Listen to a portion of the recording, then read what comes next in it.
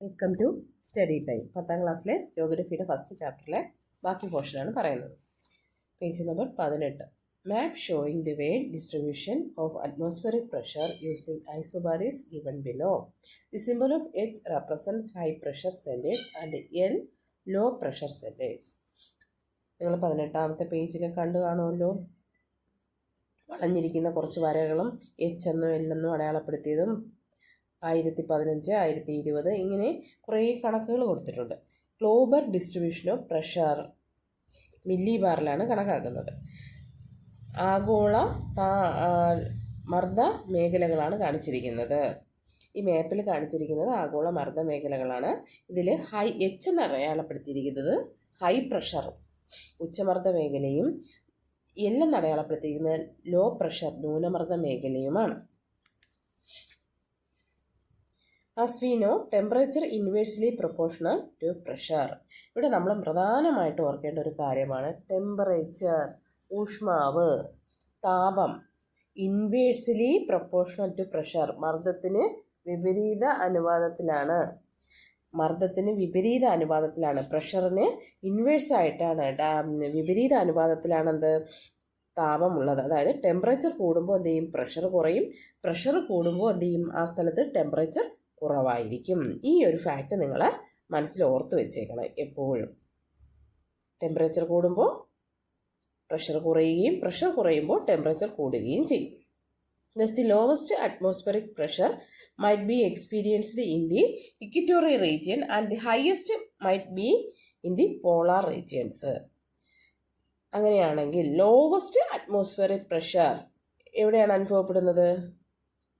Equatorial region, ഭൂമധ്യരേഖാ പ്രദേശത്താണ് ഏറ്റവും കുറഞ്ഞ പ്രഷർ അന്തരീക്ഷമർദ്ദം അനുഭവപ്പെടുന്നത്. കാരണം എന്താണ്? അവിടെ മർദ്ദം കുറയാൻ കാരണം എന്താണ്? ഭൂമധ്യരേഖാ പ്രദേശത്ത് ടെമ്പറേച്ചർ കൂടുതലാണ്. ടെമ്പറേച്ചർ കൂടുതലായി അവിടെ എന്ത് ചെയ്യും, മർദ്ദം കുറയും. അങ്ങനെയാണെങ്കിൽ പോളാർ റീജിയൻസിൽ എന്താ, ടെമ്പറേച്ചർ കുറവാണ്. കാരണം എന്താണ്? അവിടെ മർദ്ദം പ്രഷർ ഹൈ ആണ്. അതുകൊണ്ട് തന്നെ അവിടെ എന്താണ്, ടെമ്പറേച്ചർ ഹൈ ആണ്. The pressure should therefore increase from the equator towards the poles. പോൾസിലോട്ട് വരുംതോറും എന്ത് ചെയ്യുന്നു, പ്രഷർ കൂടി വരുന്നു. But actually this is not the case. Distinct pressure condition prevail at certain specific zones due to the influence of rotation of the earth. എന്നാൽ എല്ലായിടത്തിലും ഇതുപോലെ അല്ല. ചില സ്ഥലങ്ങളിൽ, ചില പ്രത്യേക സോണിൽ, പ്രത്യേക സ്ഥലത്ത് ഭൂമിയുടെ ഭ്രമണം മൂലം, റൊട്ടേഷൻ ഓഫ് ദി എർത്ത് മൂലം എന്ത് ചെയ്യുന്നു, ചില പ്രത്യേക മർദ്ദമേഖലകൾ രൂപം കൊള്ളുന്നുണ്ട്. Different pressure belts are formed along certain specific latitudinal zones. ചില അക്ഷാംശ മേഖലകളിൽ, ഭൂമിയുടെ ഭ്രമണം നിമിത്തം ചില അക്ഷാംശ മേഖലകളിൽ വ്യത്യസ്ത രീതിയിലുള്ള പ്രഷർ ബെൽറ്റ്, മർദ്ദമേഖലകൾ രൂപം കൊള്ളുന്നുണ്ട്. ഇവയെ പറയുന്ന പേരാണെന്ത്?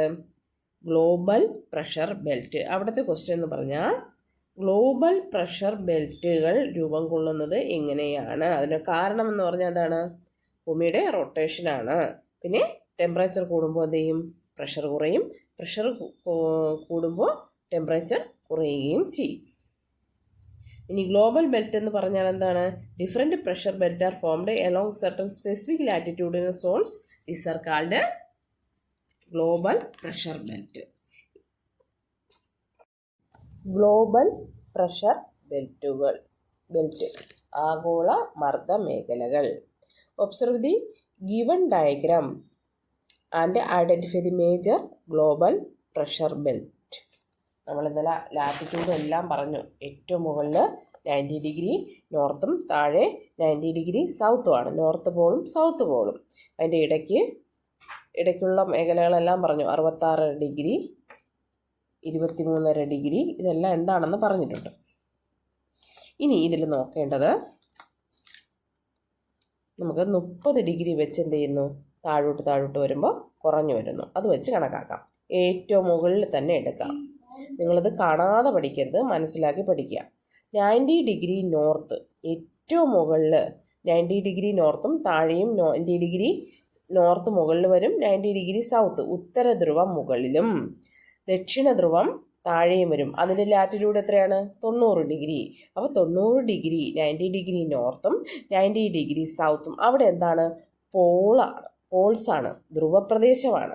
അപ്പോൾ നമുക്കവിടെ ധ്രുവപ്രദേശങ്ങളിൽ എന്താ? ടെമ്പറേച്ചർ കുറവാണ്. ടെമ്പറേച്ചർ കുറവാണെങ്കിൽ അവിടെ എന്ത് കൂടുതലായിരിക്കും? പ്രഷർ കൂടുതലായിരിക്കും. അതുകൊണ്ട് തന്നെ നമുക്ക് അതിനൊരു പേരിട്ട് വിളിക്കാം. അത് ഏത് മേഖലയാണ്? പോളാർ റീജിയനാണ്. പോളാർ. അവിടെ എങ്ങനെയാണ് മർദ്ദം? High pressure belt. 90 ഡിഗ്രി നോർത്തിനെ അപ്പം നമ്മൾക്ക് എന്തെന്ന് വിളിക്കാം? Polar high pressure belt. താഴെയോ അതേപോലെ വിളിക്കാം, 90 ഡിഗ്രി സൗത്തിനെ polar high pressure belt. Next, ഇനി അവിടെ നിന്ന് വരുമ്പോൾ 90 ഡിഗ്രി താഴോട്ട് വരുമ്പോൾ 30 ഡിഗ്രി കുറഞ്ഞ് 60 ഡിഗ്രി നോർത്തും 60 ഡിഗ്രി സൗത്ത് താഴെയും. ഇത് പോളാർ ഹൈ പ്രഷർ ബെൽറ്റ് അല്ലേ? അപ്പം അതിൻ്റെ സബ്ബായിട്ട് വരും ഏത്? താഴെ. പോളാറിൻ്റെ സബ്ബാവുമ്പോൾ എങ്ങനെ പറയുന്നത്? Sub polar. ഇവിടെ ഹൈ പ്രഷർ ആണെങ്കിൽ ഇവിടെ തൊട്ട് താഴെ എന്തായിരിക്കും? ലോ പ്രഷർ ആയിരിക്കും. ഒരിക്കലും രണ്ട് ഹൈ പ്രഷറോ അടുത്തടുത്ത് വരില്ല, രണ്ട് ലോ പ്രഷറും അടുത്തടുത്ത് വരില്ല.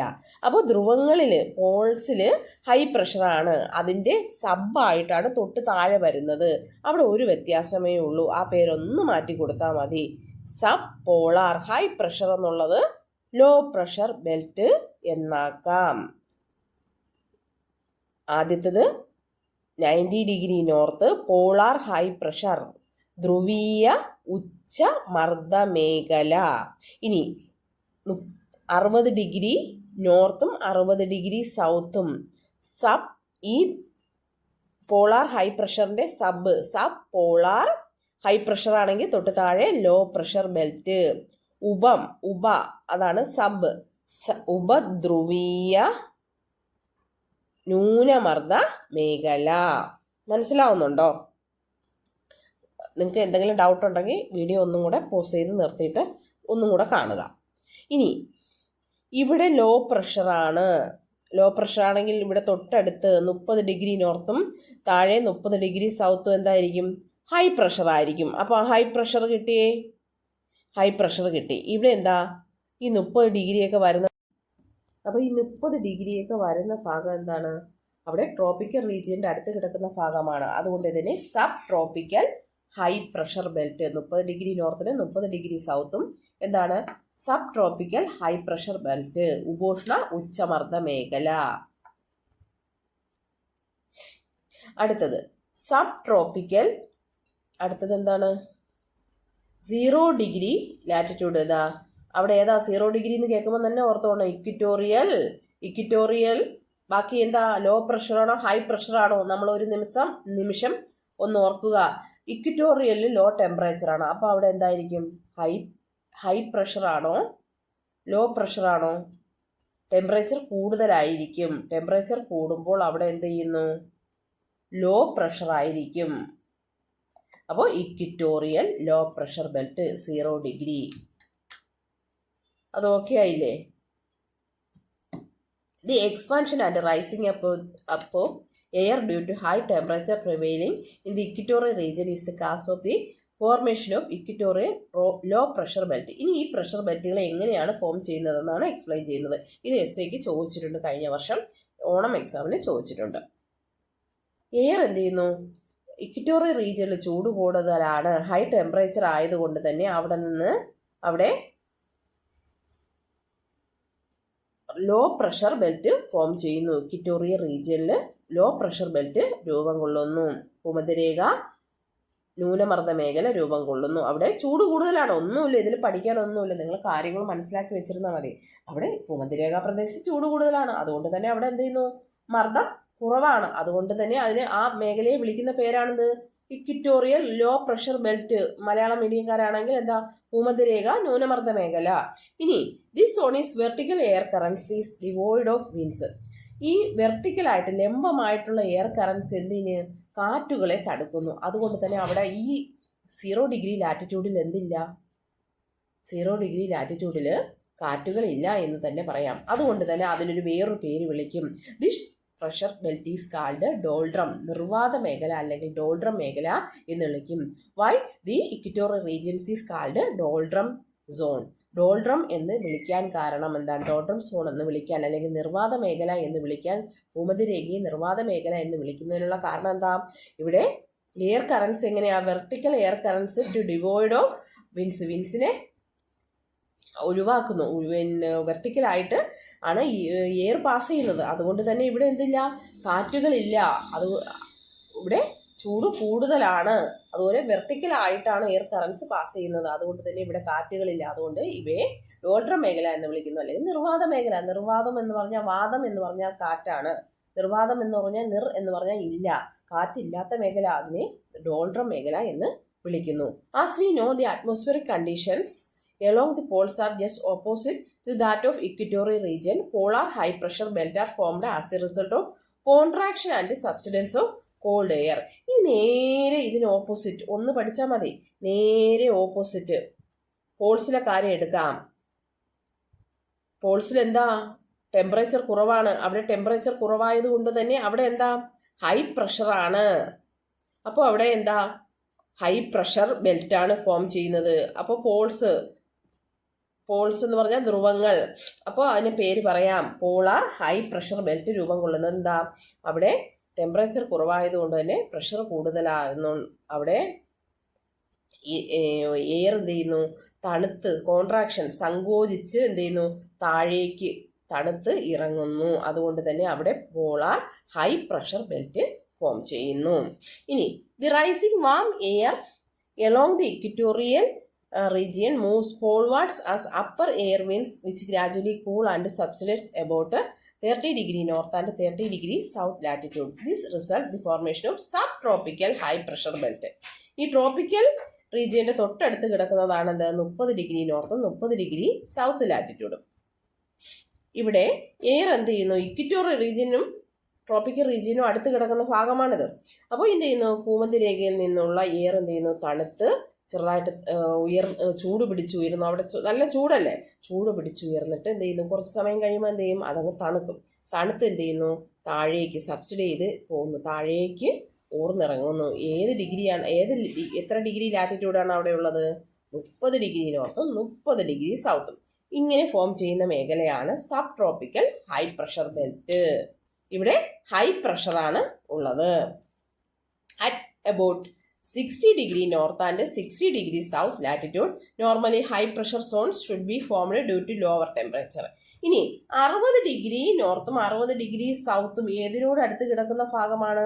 പോൾസിനോട് അടുത്ത് കിടക്കുന്ന ഭാഗമാണ് അല്ലേ? ധ്രുവങ്ങൾക്ക് അടുത്ത് കിടക്കുന്ന ഭാഗമാണ്. അപ്പോൾ ഓട്ടോമാറ്റിക്കായിട്ട് അവിടെ എന്തായിരിക്കും രൂപം കൊള്ളുന്നത്? അവിടെ ടെമ്പറേച്ചർ കുറവാണ്. അവിടെ ഹൈ പ്രഷറാണ് രൂപം കൊള്ളേണ്ടത്. എന്നാൽ ഇവിടെ ഒരു വ്യത്യാസമുണ്ട്. But owing to the continuous throwing up of air along the regions cast by the influence of the rotation of the earth. എർത്തിൻ്റെ റൊട്ടേഷൻ നിമിത്തം, ഭൂമിയുടെ ഭ്രമണം നിമിത്തം എയർ ഇങ്ങനെ പാസ് ചെയ്തുകൊണ്ടിരിക്കുന്നു. അതുകൊണ്ട് തന്നെ കണ്ടിന്യൂസ് ആയിട്ട് എയർ പാസ് ചെയ്തു കൊണ്ടിരിക്കുന്നതിന് നിമിത്തം ഈ ധ്രുവപ്രദേശങ്ങൾക്ക് അടുത്ത് കിടക്കുന്ന 60 ഡിഗ്രി നോർത്തും 60 ഡിഗ്രി നോർത്തും 60 ഡിഗ്രി 60 ഡിഗ്രി സൗത്തും അവിടെ ഹൈ പ്രഷർ സോണുകളാണ്. എന്നാൽ ഇവിടെ എന്താ? ഭൂമിയുടെ ഭ്രമണം നിമിത്തം, ഭൂമിയുടെ റൊട്ടേഷൻ നിമിത്തം ഇവിടെ കാറ്റുകൾ എയർ എന്ത് ചെയ്യുന്നു? ഇങ്ങനെ കറങ്ങിക്കൊണ്ടിരിക്കുന്നു. അതുകൊണ്ട് തന്നെ അവിടെ എന്തോ എയർ മുകളിലോട്ട് കറങ്ങി എന്ത് ചെയ്യുന്നു? ചൂടായിട്ട് മുകളിലോട്ട് പോകുന്നു. അവിടെ സബ് പോളാർ ലോ പ്രഷർ ബെൽറ്റാണ് രൂപം കൊള്ളുന്നത്. ചോദിക്കും 60 ഡിഗ്രി നോർത്തിലും 60 ഡിഗ്രി സൗത്തിലും എന്തുകൊണ്ടാണ് sub polar low pressure belt form ചെയ്യുന്നത് എന്ന് ചോദിച്ചാൽ നിങ്ങളിങ്ങനെ എഴുതിയാൽ മതി. അവിടെ ഓർക്കേണ്ട ഒരേ ഒരു പോയിന്റ് എന്ന് പറഞ്ഞാൽ rotation of the earth. As the temperature conditions vary with the apparent movement of the sun, the global pressure belt are subjected to relative shift. Global pressure belt may shift to about 5 to 10 northwards during summer season and shift southward during winter season. Global pressure ബെൽറ്റുകൾ സൂര്യൻ്റെ അയന നിമിത്തം apparent movement of the sun നിമിത്തം എന്ത് ചെയ്യുന്നു, ചെറിയ change വരുന്നു. Global pressure ബെൽറ്റുകൾ 5 degree മുതൽ 10 ഡിഗ്രി വരെ സമ്മർ സീസണിൽ ഉത്തരദിശയിലേക്കും നോർത്ത് ഭാഗത്തിലേക്കും, വിൻ്റർ സീസണിൽ സൗത്ത് ഭാഗത്തേക്കും എന്ത് ചെയ്യുന്നു, ഷിഫ്റ്റ് ചെയ്യുന്നു. ഈ ഗ്ലോബൽ പ്രഷർ ഇങ്ങനെ ആഗോള മർദ്ദ മേഖലകൾ ഇങ്ങനെ ചേഞ്ച് ചെയ്യുന്ന നിമിത്തം ഗ്ലോബൽ ക്ലൈമറ്റ്, ആഗോള കാലാവസ്ഥയിലും എന്ത് ചെയ്യുന്നു, വലിയ വ്യത്യാസം വരുന്നുണ്ട്, അത് ഇൻഫ്ലുവൻസ് ചെയ്യുന്നു. The pressure differences in the atmosphere are largely noticeable through air movements. ഈ മർദ്ദത്തിലുണ്ടാകുന്ന, അന്തരീക്ഷത്തിലെ മർദ്ദത്തിലുണ്ടാകുന്ന വ്യത്യാസം കൂടുതലും ശ്രദ്ധിക്കപ്പെടുന്നത് എയറിൻ്റെ മൂവ്മെൻറ്റ്സ് നിമിത്തമാണ്. എയറിൻ്റെ വായുപ്രവാഹത്തിൻ്റെ ചലന നിമിത്തമാണ്. There are 2 types of air movements. ഇനി നമുക്ക് പഠിക്കാനുള്ളത് വായുവിൻ്റെ എയർ മൂവ്മെൻറ്റ്സ്, അന്തരീക്ഷത്തിലെ അറ്റ്മോസ്ഫിയറിലെ എയർ മൂവ്മെൻറ്റ്സ്, വായുവിൻ്റെ പ്രവാഹം ഏതൊക്കെ വിധത്തിലാണെന്നാണ്. Air currents and winds. അപ്പോൾ എയർ കറൻസ് 2 രീതിയിലുണ്ട്. ഒന്ന് എയർ മൂവ്മെൻറ്റ്സ് 2 രീതിയിലുണ്ട്. ഒന്ന് എയർ കറൻസ് ആൻഡ് വിൻസ്, വായുപ്രവാഹങ്ങളും കാറ്റുകളും. എയർ കറൻസ് എന്ന് പറഞ്ഞാൽ വായുപ്രവാഹം, വിൻസ് എന്ന് പറഞ്ഞാൽ കാറ്റുകൾ. എയറിൻ്റെ മൂവ്മെൻറ്റ്, വായുവിൻ്റെ ചലനങ്ങൾ 2 രീതിയിൽ. ഒന്ന് എയർ കറൻസും മറ്റൊന്ന് വിൻഡുകൾ, കാറ്റുകളും.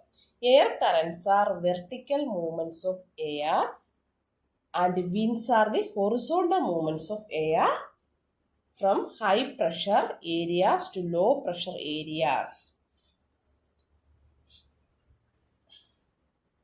ഒരു കാര്യം നമ്മൾ എപ്പോഴും ഓർത്തിരിക്കേണ്ട രണ്ട് കാര്യങ്ങളുണ്ട്. ഒന്ന്, കാറ്റുകൾ എപ്പോഴും വീശുന്നത് ഹൈ പ്രഷറിൽ നിന്ന്, എയർ പാസ് ചെയ്യുന്നത് ഹൈ പ്രഷറിൽ നിന്ന് ലോ പ്രഷറിലായിരിക്കും. മർദ്ദം കൂടുതലുള്ള സ്ഥലത്ത് നിന്നും മർദ്ദം കുറഞ്ഞ സ്ഥലത്തേക്കായിരിക്കും എപ്പോഴും എയർ പാസ് ചെയ്യുന്നത്. അതൊന്ന് ഓർത്തിരിക്കുക. മറ്റൊന്ന്, ഹൊറിസോണ്ടലായ മേഖലകളിലായിരിക്കും എന്ത് ചെയ്യുന്നത്, ഈ വിൻസ്, കാറ്റുകൾ വീശുന്നത്.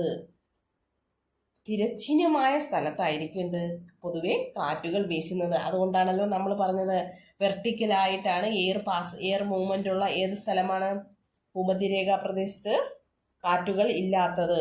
ഇനി നമുക്ക് കാര്യത്തിലേക്ക് നടക്കാം. എയർ മൂവ്മെൻറ്റ്സ് 2 തരത്തിലുണ്ട്. ഒന്ന് എയർ കറൻസ് ആൻഡ് വിൻസ്, ഒന്ന് എയർ കറൻറ്റും 2 വിൻഡുകളും.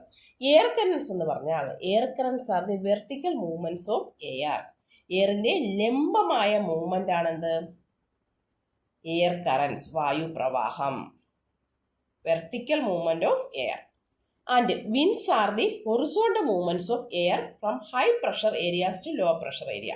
ഹൈ പ്രഷർ ഏരിയയിൽ നിന്നും ലോ പ്രഷർ ഏരിയയിലേക്ക്, ഉച്ചമർദ്ദ മേഖലയിൽ നിന്നും ന്യൂനമർദ്ദ മേഖലയിലേക്ക് തിരശ്ചീനമായിട്ട്, ഹൊറിസോണ്ടലായിട്ട് വായു പ്രവഹിക്കുന്നതിനെ വിളിക്കുന്ന പേരാണ് കാറ്റ്. അപ്പോൾ കാറ്റുള്ള സ്ഥലങ്ങൾ ഏതൊക്കെയാണ്?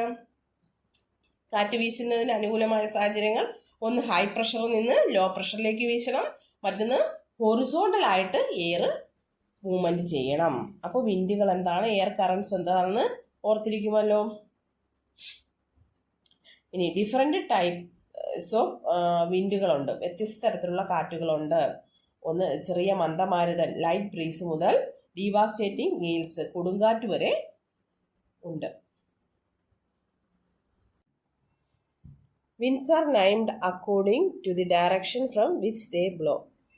കാറ്റുകൾ പൊതുവെ അവ വീശുന്ന ദിശയ്ക്കനുസരിച്ചാണ് അവയ്ക്ക് പേര് നൽകുന്നത്. For example, the winds blowing from south west are termed as south west winds. ഉദാഹരണത്തിന് സൗത്ത് വെസ്റ്റ്, തെക്ക് പടിഞ്ഞാറ് നിന്നും വീശുന്ന കാറ്റുകളെ തെക്ക് പടിഞ്ഞാറൻ കാറ്റുകളെന്നും, blowing from the sea towards land, കടലിൽ നിന്ന് കരയിലേക്ക് വീശുന്ന കാറ്റുകളെ കടൽക്കാറ്റെന്നും പറയുന്നു. ഇത് എവിടെ നിന്നാണ് വീശുന്നത് അതിനനുസരിച്ചാണ് അവയ്ക്ക് പേര് കൊടുക്കുന്നത്. What is the name given to the monsoon winds blowing towards the north east direction in India? എന്തുകൊണ്ടാണ് മൺസൂൺ വിൻഡുകൾക്ക് നോർത്ത് ഈസ്റ്റ് ഡയറക്ഷനിൽ നിന്ന് ഇന്ത്യയിലെ വീശുന്ന കാറ്റുകൾക്ക് മൺസൂൺ വിൻഡുകളെന്ന് പേര് കൊടുത്തത്. എന്തുകൊണ്ടാണ്? അത് നോർത്ത് ഈസ്റ്റ് ഡയറക്ഷനിൽ നിന്നാണ് വീശുന്നത്. അതുകൊണ്ട് തന്നെ നോർത്ത് ഈസ്റ്റ് വിൻഡുകളെന്നും അല്ലെങ്കിൽ മൺസൂൺ വിൻഡുകളെന്നും പറയുന്നു. മൺസൂൺ എന്ന് പറഞ്ഞാൽ ഒരു മൗസിം എന്ന് പറയുന്ന ഒരു അറബി പേരിൽ നിന്നാണ് ഈ വേർഡ് വന്നത്. One of the major factors influence the direction of winds is the Coriolis force. You have learn about Coriolis force in your earlier classes. What is Coriolis force? എന്താണ് കോറിയോലിസിസ് ഫോഴ്സ് എന്ന് നിങ്ങൾ മുമ്പ് ക്ലാസ്സിൽ പഠിച്ചിട്ടുണ്ടല്ലോ. എന്താണ്? 8ാം ക്ലാസ്സിലെ പുസ്തകത്തിലുണ്ട്. അല്ലെങ്കിൽ മുമ്പൊക്കെ പഴയ പുസ്തകത്തിലാണെങ്കിൽ 10ാം ക്ലാസ്സിലെ പുസ്തകത്തിലും ഉണ്ടായിരുന്നു. ഇപ്പോൾ 8ാം ക്ലാസ്സിലെ പുതിയ ടെക്സ്റ്റിലുണ്ട്. One of the major factors influence in direction of wind. കാറ്റുകളുടെ ഡയറക്ഷനെ, ദിശയെ സ്വാധീനിക്കുന്ന ഒരു പ്രധാന ഫാക്ടറാണ് കോറിയോലിസിസ് ബലം. Owing to the Coriolis effect, the winds will deflect towards the right of the direction in the northern hemisphere and towards the left its direction in the southern hemisphere. ഇനി നിങ്ങൾക്ക് അവിടെ കൺഫ്യൂഷൻ വരാതിരിക്കാൻ നിങ്ങൾ എന്ത് ചെയ്യണം? നിങ്ങളുടെ തലയിലായിട്ട് വലത് കൈ വയ്ക്കുകയും കാലിൻ്റെ ഭാഗത്തായിട്ട് ഇടത് കൈ വയ്ക്കുകയും ചെയ്യണം. ഇനി നിങ്ങൾ പഠിക്കണം എങ്ങനെ കോറിയോലിസിസ് ഇഫക്റ്റ് മൂലം കാറ്റുകൾ നോർത്ത് ഭാഗം, നമ്മൾ ഗ്ലോബ് എടുത്താൽ അതിൻ്റെ നോർത്ത് ഭാഗം നമ്മുടെ തലയായിട്ട് കണക്കാക്കാം, കാലിൻ്റെ ഭാഗം സൗത്ത് ആയിട്ട് കണക്കാക്കാം. അങ്ങനെയാണെങ്കിൽ നമ്മുടെ വലത് കൈ എവിടെയായിരിക്കുന്നത്? തലയിലാണ് ഇരിക്കുന്നത്. അപ്പോൾ കാറ്റുകൾ കോറിയോലിസിസ് ബലം നിമിത്തം നോർത്തേൺ ഹെമിസ്ഫിയർ, അതായത് നമ്മുടെ തലയുടെ ഭാഗം, നോർത്തേൺ ഹെമിസ്ഫിയറിലെ എന്താ റൈറ്റിലോട്ടും വലത്തോട്ടും and towards the left it's direction in the southern hemisphere. നമ്മുടെ ലെഫ്റ്റ് കൈ, ഇടത് കൈ എവിടെയാ? കാലിൻ്റെ താഴ്ഭാഗത്തല്ലേ ഇരിക്കുന്നത്. അപ്പോൾ കാലിൻ്റെ ഭാഗത്തിരിക്കുന്ന ഈ സൗത്ത് ഭാഗത്തിരിക്കുന്ന ഇടത് കൈ സദേൺ ഹെമിസ്ഫിയറിൽ കൊറിയോലിസിസ് ബലം നിമിത്തം കാറ്റുകൾ ഇടത്തേക്കും വ്യതിചലിക്കുന്നു. അതൊന്നുകൂടെ പറയാം ഞാൻ. നമ്മുടെ 2 കൈ മാത്രം മതി. ഒന്ന് തലയിൽ വയ്ക്കുക, അതായത് ഉത്തരഭാഗം നോർത്ത്. കൊറിയോലിസിസ് ബലം നിമിത്തം ഉത്തരാർദ്ധഗോളത്തിൽ കാറ്റുകൾ വലത്തേക്കും ഡയറക്ഷൻ മാറുന്നു, ദക്ഷിണാർദ്ധഗോളത്തിൽ ഇടത്തേക്ക് മാറുന്നു. നോർത്തേൺ ഹെമിസ്ഫിയറിലെ ലെഫ്റ്റ് ഭാഗത്തേക്കും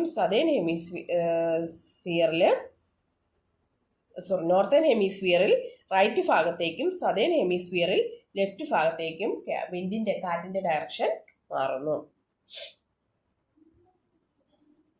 The speed and intensity of winds are influenced mainly 2 factors: pressure gradient force and frictional force. കാറ്റുകളുടെ ഇൻറ്റൻസിറ്റി, തീവ്രതയും വേഗതയും ഇൻഫ്ലുവൻസ് ചെയ്യുന്ന 2 ഘടകങ്ങളാണ്. ഒന്ന് പ്രഷർ ഗ്രേഡിയന്റ് ഫോഴ്സും മറ്റൊന്ന് ഫ്രിക്ഷണൽ ഫോഴ്സും. മർദ്ദച്ചരിവും മറ്റൊന്ന് കർഷണ ബലം. ഫ്രിക്ഷണൽ ഫോഴ്സ് എന്ന് പറഞ്ഞാൽ കർഷണവുമാണ്. അപ്പോൾ കാറ്റുകളുടെ സ്പീഡിനെയും വേഗതയെയും സ്വാധീനിക്കുന്ന 2 ഘടകങ്ങളാണ് പ്രഷർ ഗ്രേഡിയന്റ് ഫോഴ്സും ഫ്രിക്ഷണൽ ഫോഴ്സും.